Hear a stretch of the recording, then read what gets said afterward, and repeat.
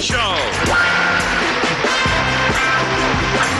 with Flip's guests Della Reese, George Carlin, and Flip's special guest Roy Clark. And now here's Flip.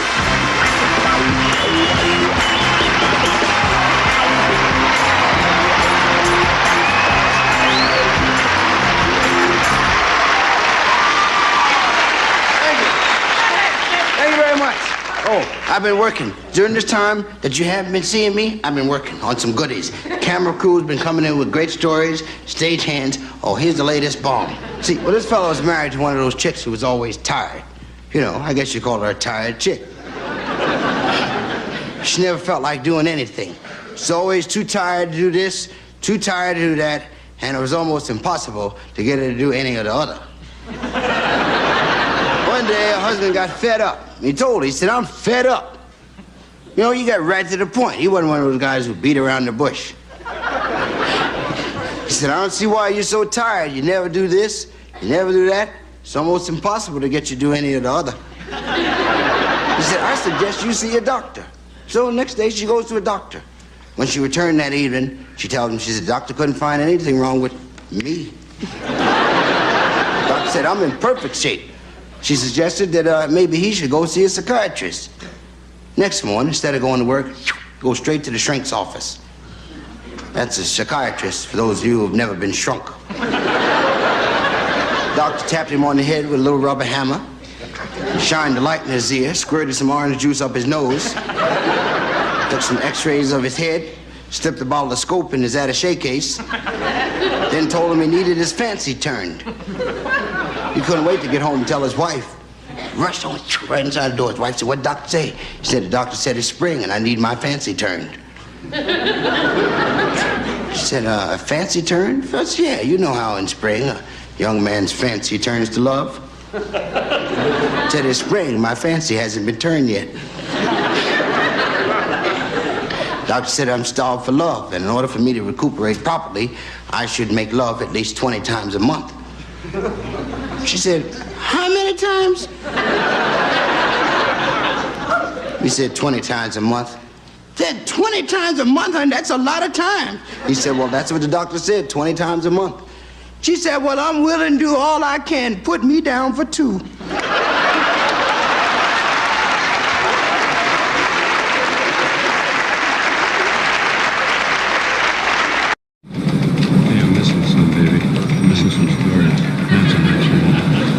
Well, good evening, ladies. Knock it off, will ya? Well, good evening. It's time for lunch in New York, time for breakfast in Chicago, and time to get up and go home in Beverly Hills. This is Fred Drymar and John Tini bringing you the Drymar-Tini Report.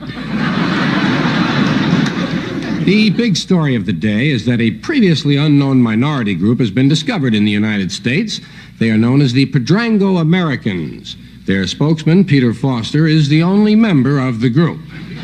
He says he has no demands and wants absolutely nothing. In consumer news, a food and health inspector arrested the owner of a Kansas City butcher shop today. It seems that traces of meat were found in the hot dogs. Friends, you know, Hollywood does have a heart department. Honeymooners Orville Gray, 93, and his bride, 22-year-old Marcy Jane, have been invited as guests on the set of Mission Impossible. In Madison, Wisconsin yesterday, a man petitioned the court to have his name changed from Mickey Mouse, stating that the name has made him the object of ridicule. His petition was denied by Superior Court Judge J. Donald Duck.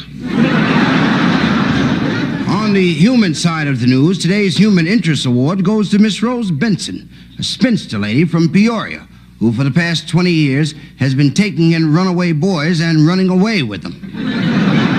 The Supreme Court today reversed a lower court ruling which had upheld an earlier decision by a circuit judge allowing an injunction which would restrain a defendant from contesting an order to force him to show cause why he should not be enjoined from initiating a lawsuit. Everyone involved has been taken to a home. And a sad note from Hollywood. Legendary silent film star Mark Dunbar died today. He had no last words but made several gestures. Turning to our medical file, Dr. Herman Berger today spent 6 hours performing a delicate heart transplant over the telephone. The operation was successful. Unfortunately, it was a wrong number. In other medical news, the wife of Charles Edwards, an employee of the Polaroid Company, gave birth to a 7-pound baby boy this morning after having been pregnant for 60 seconds. Also, the wife of William Hughes, an employee of the Xerox Corporation, has given birth to quintuplets so far. With the news from across the tracks, here is Stafford Cripps. Friends, this is Stafford Cripps bringing you views of the news from across the tracks. Fire swept through Mom's barbecue palace last night, completely destroyed the entire building and everything in it. Damages may run as high as $35. In an unrelated incident, last night the home of Marvetta Morrison was broken into by a burglar. The only one in the house at the time was Miss Morrison's pet parrot. As the burglar ransacked the living room, the parrot carefully opened the door of his cage, quietly slid down the stand to the floor. Walking on tiptoes, the parrot sneaked along the wall, climbed up the desk, and crawled on his stomach to the telephone. He waited patiently until the burglar went into another room. Then he quietly picked up the receiver, dialed the police department, and yelled into the telephone, "Polly wants a cracker." And now, hopscotching the headlines by datelines and deadlines. Detroit, the automobile industry, has come up with a new device for car safety. It's a series of safety belts which prevents the driver from leaving the house. Ecuador, the government of Ecuador, has again increased the size of its territorial limits. Today, it seized the city of Omaha. The underwater world is mourning the passing of its star, Waldo the Wonder Clam. During a party given for a flamenco dancer, Waldo was mistaken for a pair of castanets and Lady of Spain to death. Today, popular Major League catcher Moose Mulvaney was a hero at the ballpark. But it happened before the game. As Moose was warming up, he saw a little girl fall from the first row of the upper grandstand. Moose ran over and caught her before she hit the ground. Then, from force of habit, he wheeled and threw her to second base.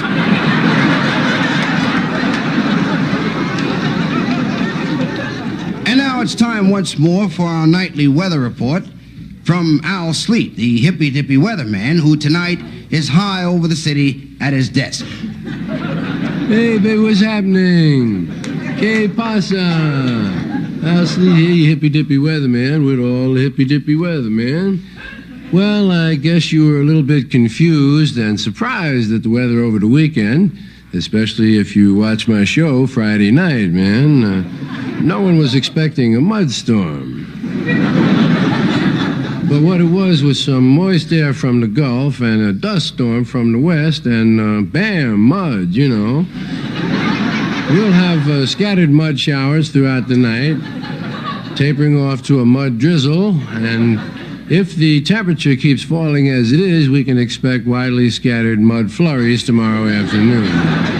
But the forecast for the states is clear.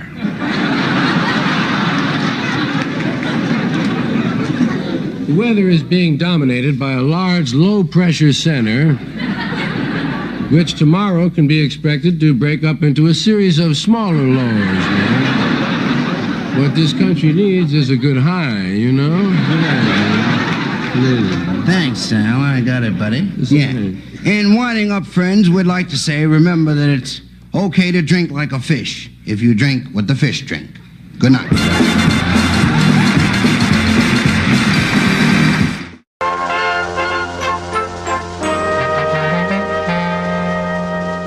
Order in the court. First on the docket, an accident case with suit for personal injury and damages.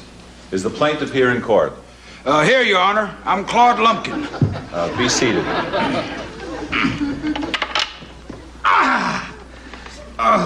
Is the defendant in the court? Yeah, I'm here, man. The magnetometer picked up my roach clip and the guy was searching me, man. Would you tell us your name, please? Okay, man. No, I mean, what is your name? That is my name. Okay, man. Junior. My father was Okay Man Senior. We were poor, but we were together, you know? You see that. Who is representing you, Mr. Lumpkin? My lawyer is the world-famous Percy Sylvester. Is Percy Sylvester in the court? Is Percy Sylvester in the court? Excuse me, Your Honor. Excuse me, I was a little late. They slammed the bus door in my face again. No smoking in the court, please. Hey, no smoking. Oh, me. Excuse me, I forgot. See, let me tell you what happened. I was over on the other side of town. I was involved in another case. Big case. It involved ex post facto double fiduciary with an element of the ipso facto. Looked like I was going to lose it, but I won it with a last-minute brilliant tactic. What did you do? I bribed the jury. Could we get on with this case, please? As counsel for the defense, I should first like to rap with the defendee. Rap granted. Right on.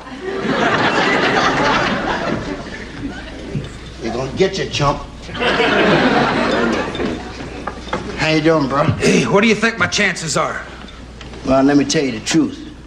If this was a legitimate case, we could probably make millions.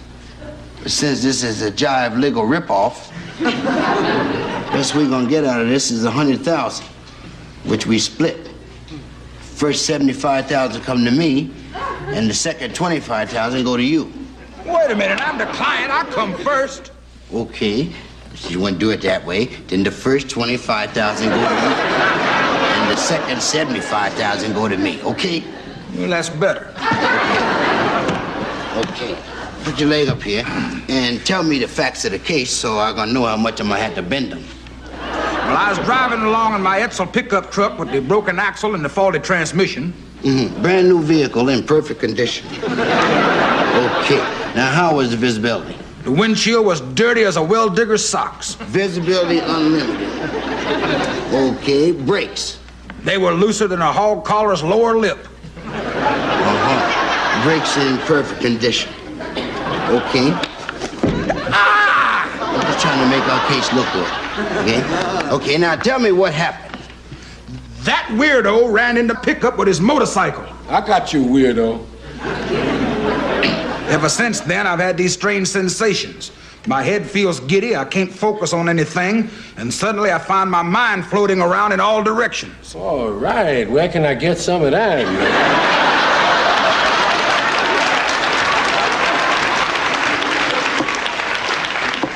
Will the attorney for the defense please enter the court? I'm the defendant's lawyer, Your Honor. How you doing, Mama? Get your guilty hands off me, chump. Don't tell me you're being swayed by a pretty face. I ain't even got that high yet. Excuse me, Mama. My name is Portia Hathaway, Your Honor, and the defense is ready. Yeah. Oh, that's it for the defense. Now, that's what I call putting a motion before the court. Order, order. Does the defense have an opening address? Yes, I do, Your Honor. The quality of mercy is not strained. It droppeth as the gentle rain from heaven upon the place beneath. Heavy, heavy, heavy. Oh, did you hear that? Whose side are you on? Are you authorized to practice law in this state? No. Then shut up, chump. Does the attorney for the plaintiff have an address? Yes, I do. Yes, Your Honor. My address is 142 Good Time Road. Apartment B. I'm free after 6. I protest, Your Honor. You won't after you get there. Your Honor, I should like at this time to confer with the opposing counsel in chambers. My chambers are available. I mean, my chambers at Good Time Road. Now watch yourself, Mr. Sylvester. I'm a lawyer, not a sex object. No, I don't object to it either. Male chauvinist. You made a motion in the courtroom of my heart. Now I'm held without bail in the prison of your love.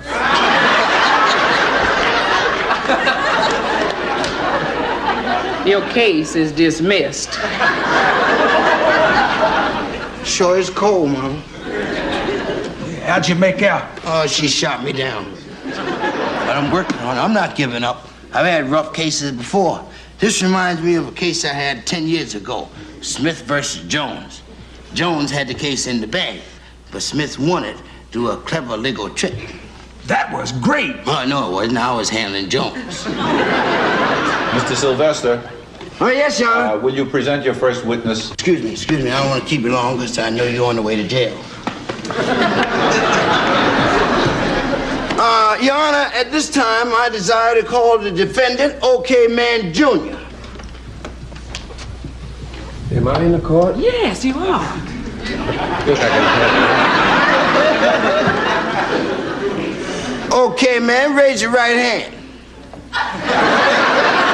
I said your right hand. Well, this way I'm covered on either side. Oh, I never thought about it that way. Do you swear to tell the truth, the whole truth, and nothing but the truth? Whichever comes first. Be seated. Okay, man. Now, according to the information in the deposition taken by the deputy at the depot,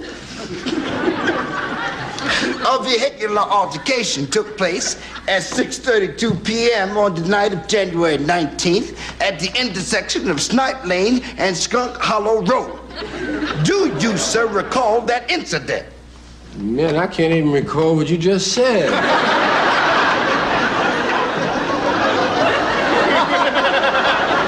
Well, what I'm trying to say is, will you tell us in your own words what transpired on that night?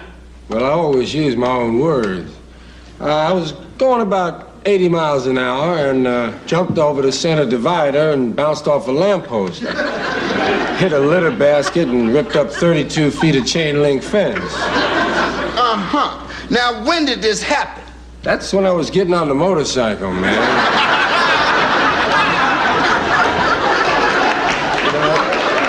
I didn't even have it broken in yet, man. Oh, uh-huh. Well, okay, man, I have no further questions for you at this time. All right, man, sit over there. Yes, you may. It's like the Johnny Carson show, man. You keep changing seats all the time. Your Honor, at this time, I decided to call my client, Mr. Claude Lumpkin, to the witness chair. More limp, Lump. Heavy on the limp. Sock it to him. Okay, little grown as you see. Your Honor, in order to avoid possible perjury charges, I desire to dispense with the swearing in. I'll go along with that. Very good. That's 10 more. Mr. Lumpkin, let's get to the alleged accident. Since you are the allegee, tell us in your own words what happened. Well, I got up that morning and slopped the hogs and watered the stock and fed old Bessie. Is old Bessie your cow? No, old Bessie's my wife. Proceed. Well, then I drove my pickup down the main road till I came to the intersection. Now, sir, I desire to ask you at this time, was the light at the intersection working? No, the wind had blown the candle out. It was not. Is that correct? That's the right. light was not working. That's right. There was no light. As far in the distance as I could see, there was not a light. Is that correct? That's very true. Rap on. Well, that's what caused the accident. Uh-huh. Which required or made it necessary, in the legal terms of the vernacular, to get medical attention from the nearest doctor. That's right. He bandaged my paw and gave me a distemper shot. He was a veterinarian. Veterinarian? Well, he was the nearest doctor. Yes, you see that, Your Honor? I'm just trying to merely illustrate that my client is being treated like a dog. You are dismissed, Mr. Lumpkin. Heavy on the limp. One limp. Move it up, heavy on the limp. Okay, Your Honor, at this time, I desire to, pardon the pun, rest my case. I object, Your Honor. If I told a lie, and if I've made you cry with the corpus delicti, I am sorry. And from the bottom of my heart, I apologize. Lyric overruled. Thank you, Your Honor. Thank you. All right. In that case, may I just say, so convinced am I of my client's innocence that if you render a judgment against him, I, Portia Hathaway, will pay the judgment out of my own money. Uh-huh. Okay, Miss Hathaway. How much money do you have? An inheritance of $16 million.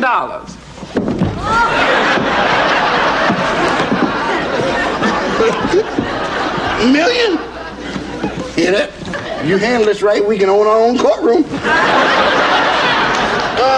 Your Honor, do you perform marriages? I certainly do. Ooh, honey. Okay.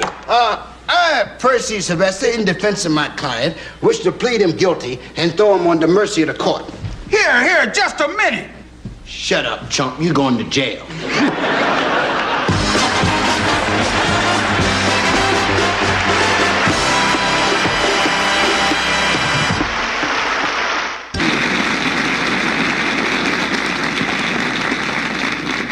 Thanks. It's always nice to be invited over here to perform my unnatural act. That's what it is. That's my job, performing an unnatural act before large numbers of people. The more people, the more I like it. You are all here in the round. You all get to see this time, too. Most of you got flats here in the back of scenery and palm trees hiding things. How are you? This is kind of the ghetto of the whole studio, you know? Fun working around. I'll try to, excuse my back most of the time. But it is more normal to face that camera, I guess. Put on my makeup and everything, you might notice that. Didn't get any hand makeup, and I didn't get my arms made up, naturally, because, dig the difference. Yeah, I'm a white guy, man. You know? I got that Irish phosphorescent skin. You see us glowing at the beach, you know? I don't ever really try to get a tan. I just try to neutralize the blue if I can, you know? Yeah, Whitey. Yes, I am Whitey. Names are funny. People have a right to be called what they'd like. When black consciousness emerged, a lot of blacks preferred to be called black instead of Negro. Older. It used to be, who you calling black? And now it's like, who you calling Negro? You know, things change. Afro-American was in style for about a week. It was too long to say. Black is right, and I often wondered about the words, like we would call white guy doesn't sound very cool. You know, white guy. It sounds like you're bland and colorless, nothing to you, you know. Caucasian, I never could go for that. Caucasian. Sounds like a pair of shoes, you know. You see the Caucasians in a town and a half, would you please? Could be a mountain range. Yes, we're going to the Caucasians this year. Or an illegal operation. You know, she had a Caucasian.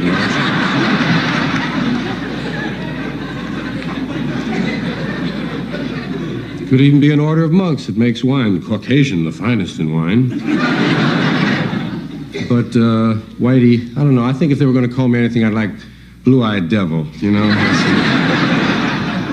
Got a little romance in it. Actually, it doesn't matter about names, because I've been black since I was 14. Yeah. Well, on and off, to different degrees, depending on who I was hanging out with and where I was. You know, I was from a neighborhood, we called it White Harlem. It was right next to Harlem and Columbia University, an Irish neighborhood. We call it White Harlem because that sounded bad, you know. The real name was Morningside Heights.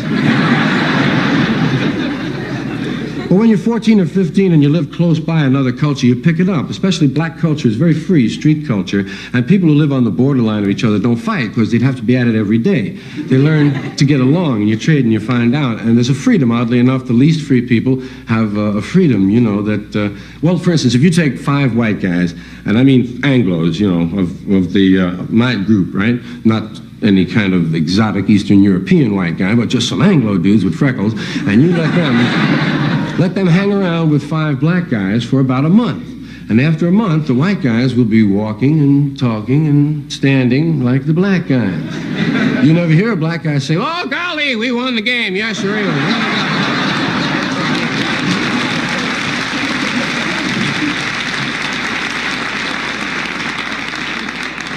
But you'll see redheaded guys named Duffy say, "Hey, what's to it? Nothing happening right on. You got it, man. Where are you going?" I said out, man. What?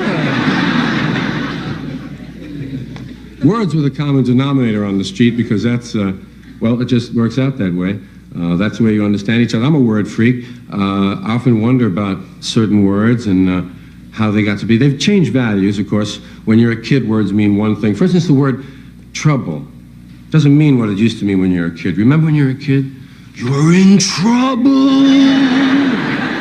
Oh, I'm in trouble. I'm in trouble.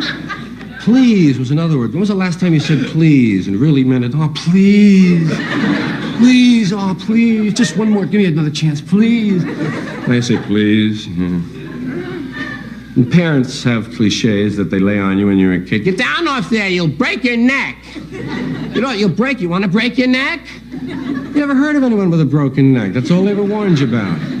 Stop that. You'll put your eye out with that. Put that stick away. Want to put somebody's eye out with that. In or out, will you? Don't pick at it. When you lose something, they always say to you, well, it didn't just get up and walk away. You know?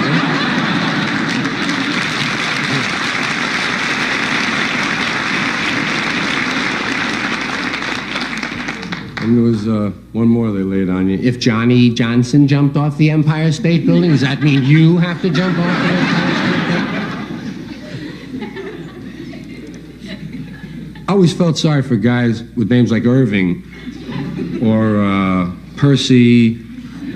Those names they made fun of. Because George was not a fun name. Melvin was another name they made fun of. I realized after a while Melvin was the Secretary of Defense. The man in charge of all the H-bombs. His name was Melvin, man. I hope he's not mad. Call me Melvin. George was a hard name to grow up with because of that Georgie-Porgy routine. Nobody else had a poem they sang. Ralph, nobody. Georgie-Porgy, pudding and pie, kissed the girls and made them cry. Why? Cry? Why, man?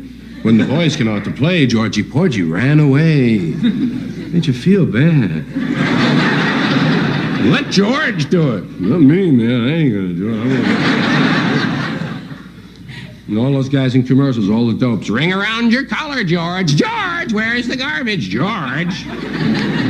It's your name you have to grow out of. Names of companies intrigue me because they always follow a pattern. They're stuck with patterns. Banks and insurance companies always have strong, firm names. First National Security, Guaranteed Trust, Fidelity, Mutual. And neighborhood places have Allied, the Blue and Blue. The Blue and Blue. You know, small, easy names, family-type names. I'd like to buy some companies and change that pattern. How about Nick and Tony's Bank? The Presbyterian Memorial Bar and Grill. Our Lady of Sorrow, Savings and Loan. First Baptist Motel.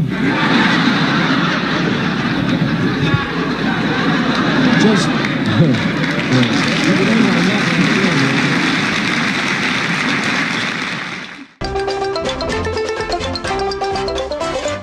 Hey!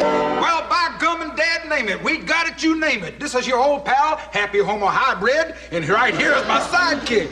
That's right, friends. That's right. Your old pal, Chunky Cornbread, coming back at you. And have we got a record deal for you? Lordy Miss Claudia and Fuddy Mr. Duddy. Tell them about it, good buddy. For just $9.98 plus tax, postage, handling, and mailing, you can have in one giant album your very own collection of golden country cornies. 100 of the most guitar-picking, foot-stomping, hand-clapping, nasal-twanging songs that ever drove you screaming from the house. Yes, neighbors, it's country and western music. The kind that makes you want to leave the West and get out of the country. That's right, friends. If you got such always to be forgotten tunes as I'll miss you if you go, but if you stay, I won't. And I'm sure everyone remembers I call my girlfriend Cinders because she used to be hot stuff. And that sentimental heartthrobber of all time, if you want the beer to stay real cold, put it next to my ex-wife's heart. And friends, who will ever want to remember... From the wide Pacific Ocean to the broad Atlantic shore, she climbs the highest mountain up the hills and by the shore. Although she's tall and handsome, she's quite well known by all. She's a regular combination of the war-best cannonball.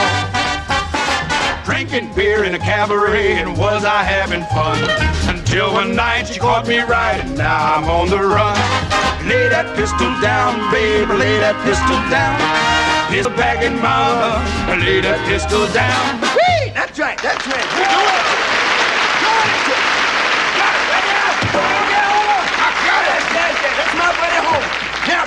wish to remind you at this time that these records cannot be sold to anyone living near an airport. Remember, well, dear hearts and gentle people who live in your hometown, time has flat solid run out on us. We're going to have to mosey on down the road.